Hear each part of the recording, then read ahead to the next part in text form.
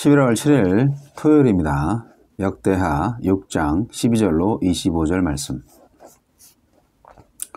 솔로몬이 여호와의 제단 앞에서 이스라엘의 모든 회중과 마주서서 그의 손을 펴니라. 솔로몬이 일찍이 노수로 대를 만들었으니 길이가 5규빗이요 너비가 5규빗이요 높이가 3규빗이라.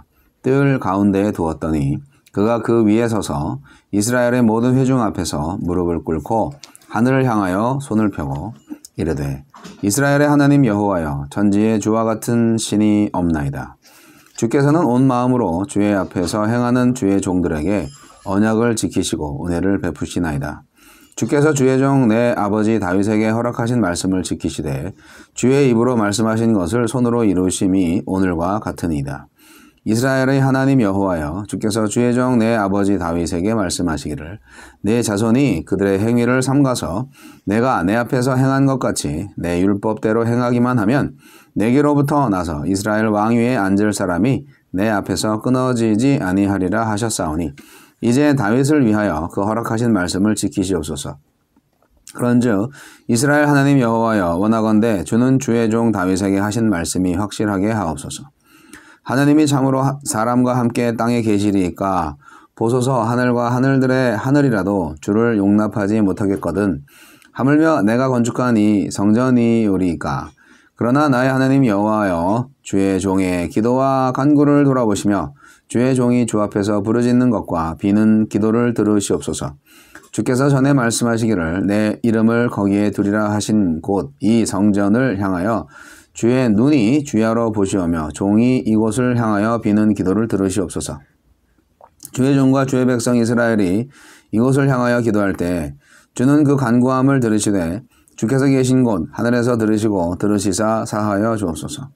만일 어떤 사람이 그의 이웃에게 범죄함으로 맹세시킴을 받고 그가 와서 이 성전에 있는 주의 제단 앞에서 맹세하거든 주는 하늘에서 들으시고 행하시되 주의 종들을 심판하사 악한 자의 죄를 정하여 그의 행위대로 그의 머리에 돌리시고 공의로운 자를 의롭다 하사 그 의로운 대로 갚으시옵소서.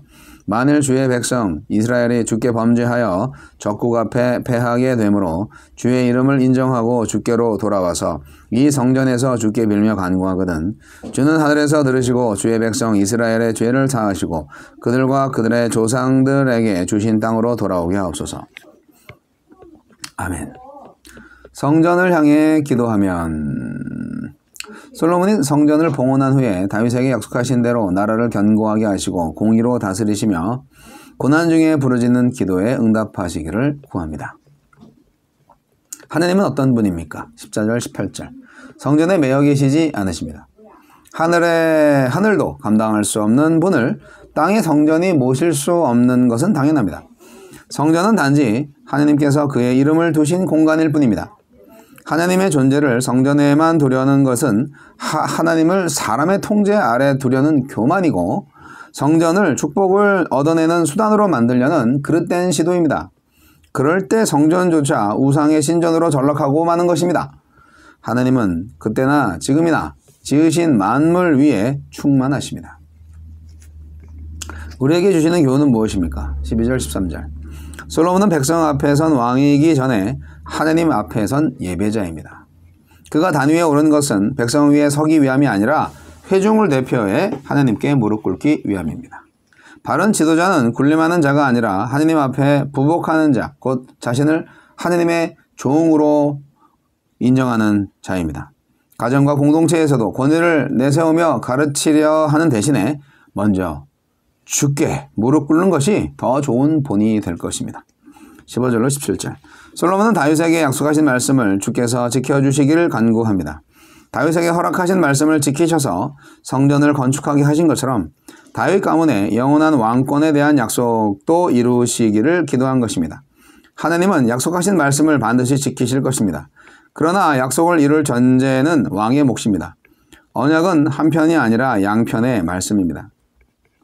약속의 성취를 구하기 전에 약속대로 순종하고 있는지 살펴보십시오. 19절로 21절 온 이스라엘에서 혹은 먼 이국에서라도 성전을 바라보며 기도하는 것은 하나님을 사모하며 그분의 은혜를 구하는 언약 백성의 참 모습입니다. 내 마음과 생각은 늘 하나님의 긍휼을 바라보고 있습니까? 22절로 25절 성전은 사람이 자기 욕망을 이루는 곳이 아니라 하나님께서 공의와 정의로 통치하시는 곳이고 죄를 돌이키고 돌아온 이들을 치유하시는 은혜의 자리입니다. 우리 공동체도 말씀의 통치로 인애와 진리가 같이 만나고 의와 화평이 서로 입맞추는 참 성전이 되도록 힘씁시다.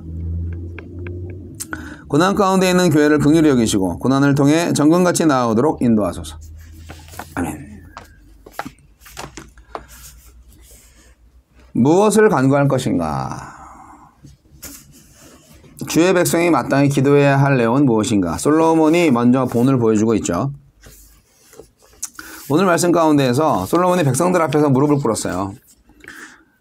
그러니까 백성들한테 무릎을 꿇은 것이 아니라 하나님 앞에 무릎을 꿇은 거죠. 그런데 백성들 앞에서 보는 데서 이제 하나님께 무릎을 꿇었다는 거예요. 이게 굉장히 중요한 포인트인데,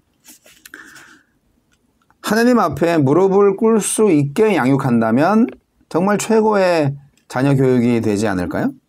기도는 하나님만을 참된 왕으로 인정하는 표시입니다. 솔로몬의 기도는 주의 백성들이 무엇을 구해야 하는지를 보여주고 있습니다. 백성이 구해야 할 내용은 무엇인가요? 언약에 신실하신 하나님을 찬양하며 지속적인 사랑이 다윗의 집에 임하기를 기도하고 있습니다. 순종으로 행하는 백성들에게 약속하신 축복을 이루어주시기를 간구하고 있는 것이죠. 순종이 없다면 응답도 없습니다. 기도는 순종의 기반을 두고 약속하신 것을 이루어 주시기를 구하는 일입니다. 하느님께서 늘 성전을 지켜봐 주시고 성전에서 구하는 백성의 기도를 들어주시기를 솔로몬은 기도하고 있습니다. 성전을 기도와 관계 회복의 장소로 사용해 주시기를 구하는 것이죠. 중요한 것은 공간이 아닌 소통과 회복을 구하는 태도입니다. 치유와 회복을 위한, 그리고 결단을 위한 나만의 성소가 어디인지 여러분 생각해 보시기 바랍니다. 우리가 세상을 살다 보면 우리가 판단할 수 없을 때가 많이 있습니다. 그래서 하나님께서 그때마다 의로운 판단을 내려주시기를 간구해야 합니다. 그리고 전쟁에 패해서 성전으로 와서 은혜를 구하면 용서하시고 잡혀간 이들을 돌려보내시기를 구하는 솔로몬의 기도. 보상과 심판으로 주의 살아계심을 보여주시기를 구하는 솔로몬의 기도. 여러분, 하느님의 백성은 하느님의 공의를 위해서 기도해야 한다는 사실을 우리는 오늘 솔로몬의 기도를 통해서도 알 수가 있습니다. 고난의 때에 드리는 기도가 연락될 때 우리의 성전은 정말 아름다운 성전이 될 것입니다. 우리의 성전은 언약의 신실성을 입증하는 성전이 될 것입니다. 나의 성전은 어디입니까? 소통과 회복의 장소인 성전, 공의와 사죄의 기도가 넘치는 성전, 그러한 기도가 연락되는 성전, 바로 나의 몸이 아니겠습니까?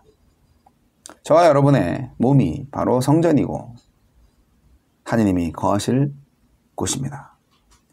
그곳에서 하느님께 드리는 기도가 있고 소통이 있고 회복이 있습니다. 그리고 하느님의 공의가 성취되는 사건이 일어납니다. 이것이 우리의 영적 예배입니다. 이것이 우리의 삶의 예배입니다. 성전은 지금 없어요. 성전은 지금 우리예요.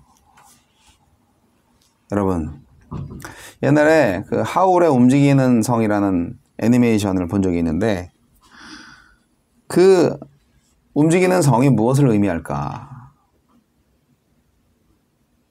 네. 뭐 이것과 딱 맞는 것은 아니지만 우리 인생이 어느 순간 문을 열고 나가면 새로운 세계가 펼쳐지고 어느 순간 또 문을 열고 나가면 과거의 또 미래의 세계들을 봅니다. 우리는 이것을 믿음의 창으로 볼 수 있습니다. 성경을 통하여서 우리가 어디로 갈 것인지, 그리고 우리가 어떤 기도를 드려야 할지 분명히 알 수가 있습니다. 오늘 솔로몬의 기도를 통해서 진정 우리의 몸이 세상 사람들한테 하느님의 언약의 신실성을 입증하는 그런 성전이 되게 하시기 바랍니다. 아, 당신을 보면 하느님이 계신 것 같아요. 아, 당신을 보면 하나님의 약속이 이루어질 것 같아요. 그런 하느님의 구원의 증거가 되어야 하는 것입니다. 이것이 진정한 성전의 의미가 아니겠습니까?